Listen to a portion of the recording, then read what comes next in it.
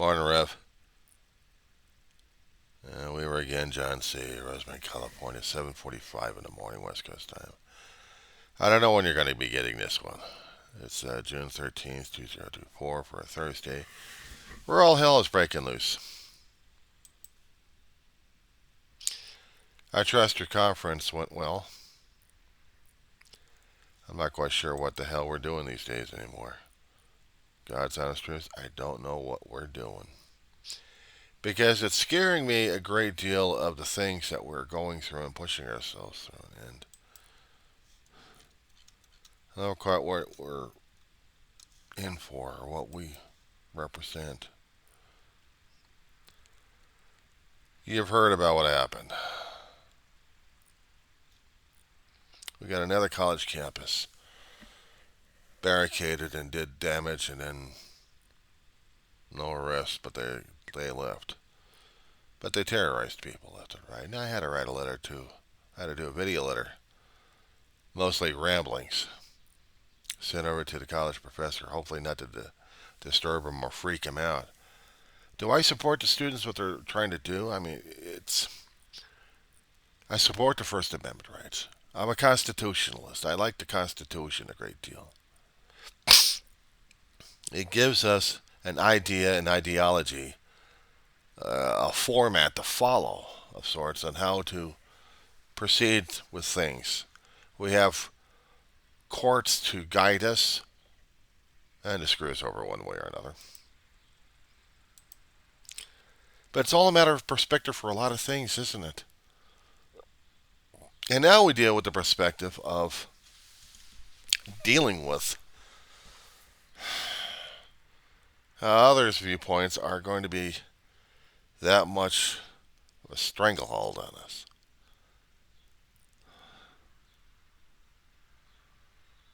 The constant push of religious viewpoints down people's throats. We're turning into Iran. We're turning into a Christian Sharia law. We're turning into it. And we're going to be using Christ as an excuse. And, Reverend, please tell me that when you were going through seminary school or a college of sorts, or even if you remembered high school, did they ever teach about crusades? Crusades.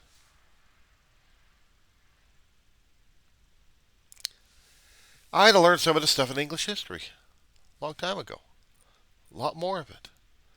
And it still drives me crazy over the damn thing. So how are we dealing with this? And to tell you the truth, honest God, I don't know. Because I don't know how to deal with this. I don't reach out in faith and pray to God about those things and try to be guided. Yeah, I understand about that one, but I'm trying to grasp. I'm trying to hold on to it. I'm also trying to listen to a few other things that are happening right now that are scaring the crap out of people.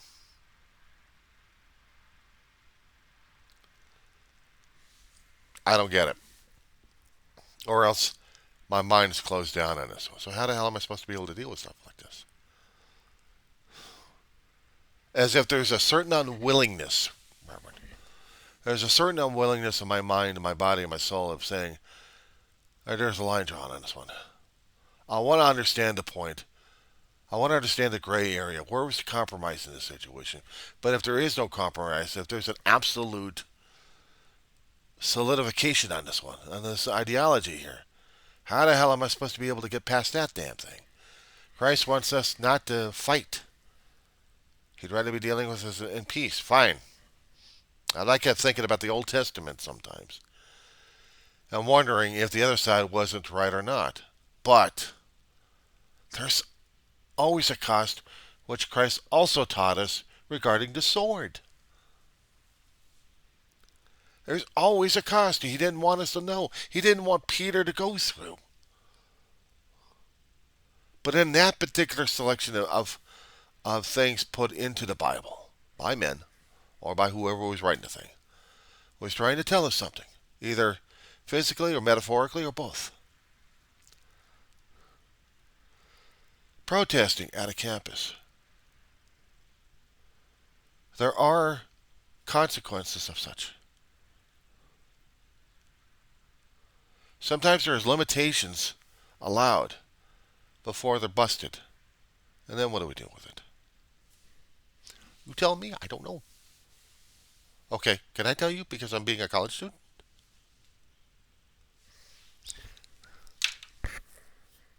You want to be.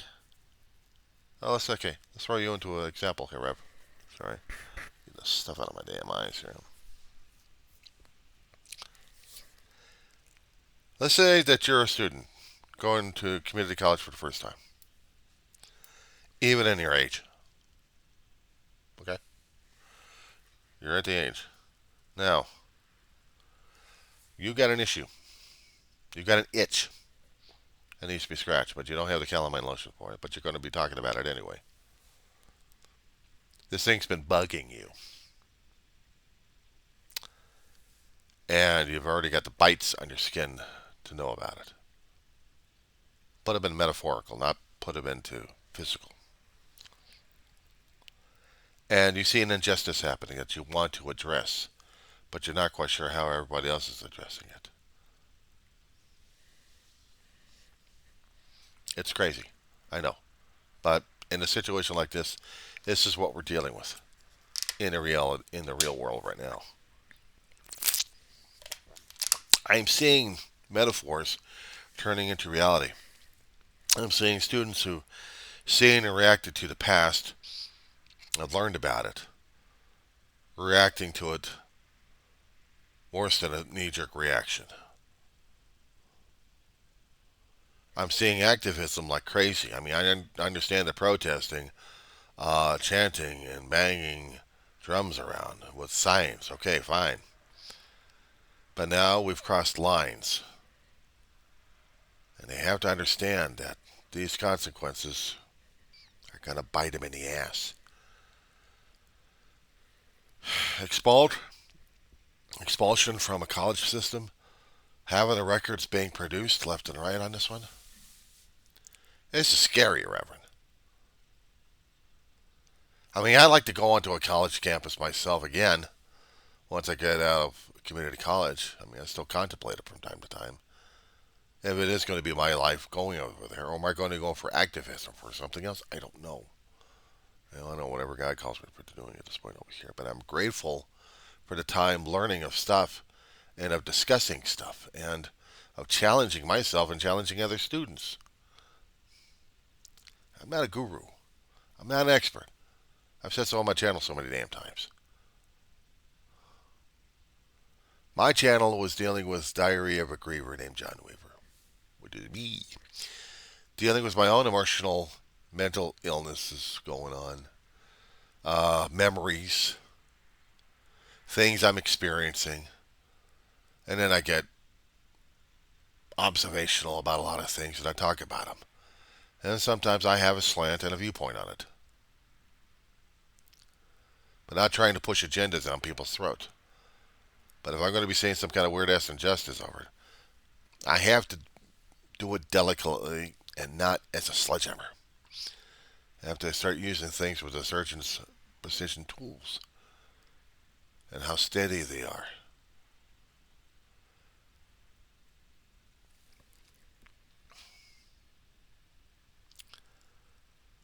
But I think I'm getting old and feeble in my thinking and in my feelings and my metaphors. Students with the youth and activism, with their energy that they have, the idealism that they had, or I look at it as had. They have, and they see it, and they want us old farts to know about it and then change our ways. But being stuck in sedentary, we're stuck in our way.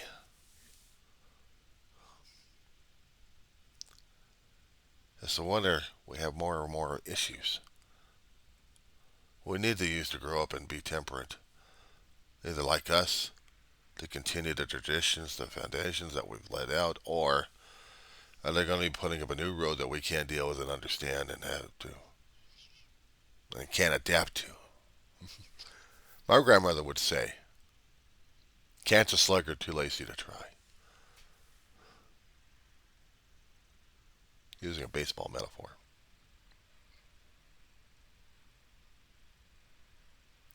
You got to hit a home run, then hit a home run. If you're going to hit a ball, hit the ball. As Yoda would say, and we've been raised under that particular philosophy, haven't we? Do or do not, there is no try. There's no gray area. An action that you either do it or you don't do it. But when it comes down from mental health viewpoints, you have the intention, or even legal viewpoints if you want to look at it that way. You have the intention. Did you intend to do it? Did you actually do it? Why didn't you do it? What was going on in this give you little mind of yours? I was trying to talk to my I was trying to do a video to talk to my professors and faculty over at the college because what was going on. I just got onto a rambling rant here. I didn't know how to deal with it. I didn't understand it. I was trying to figure things out. May have made a mess. I don't know. I won't put it out there for people to freak out about. Hopefully not a conniption fit either. I'm still having a conniption fit trying to figure my own life out. I see these students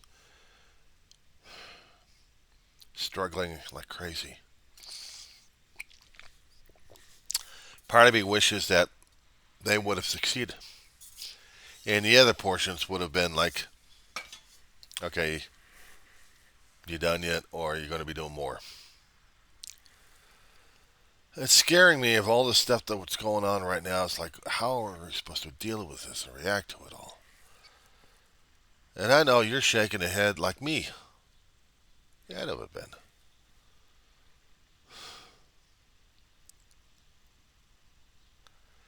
But I have to know, I guess, from somewhere or something, or even from myself. If I happen to get involved in something like this, is it going to be worth it? Is it needed? Was it something God meant me to do? It disturbs the hell out of me, Reverend.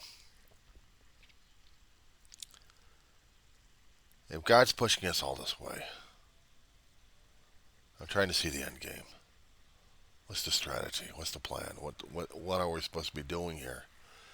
Tearing the world apart, tearing ourselves apart, tearing everything apart because we don't understand it, comprehend it, think about it, feel about it. What are we doing to ourselves?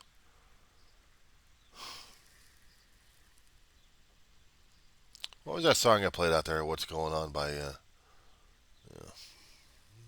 I played that song out there, didn't I?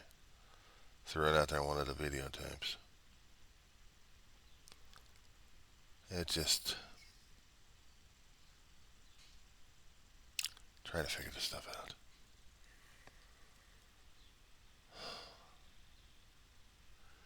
It's no wonder that we don't learn about history more often. Certain epochs, you know, Reverend. You and I both chewed the same dirt. Not geographically, but time-wise. You look like you're in the same age bracket as I am. I'm only pushing 58, so maybe you're a few years younger than I am, so I'm considered an old fart. I'm an old fart, you gigantic whippersnapper. Dadgummit.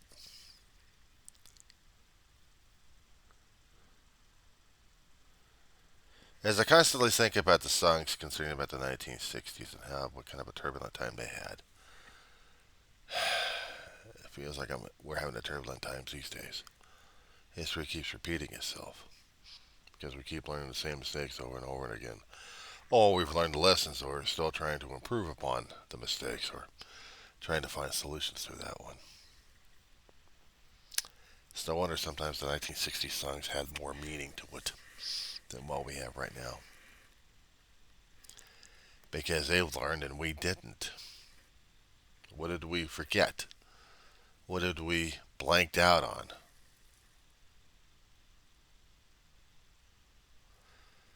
I was trying to write a letter. I'll probably do it a general public on that one, not specific, because I didn't. If it was going to be specific to the administrator over at the college I go to, I mean, I'd make it specific and unlisted, but this time I'm just going to be doing the general on it. I need something on record. I need something on record, and hopefully something that doesn't piss people off left and right or freak them out. There had been some examples in there. I think Christ would be scratching his head on this one. Again, I bring you back to the Garden of Gethsemane regarding Peter and his situation there.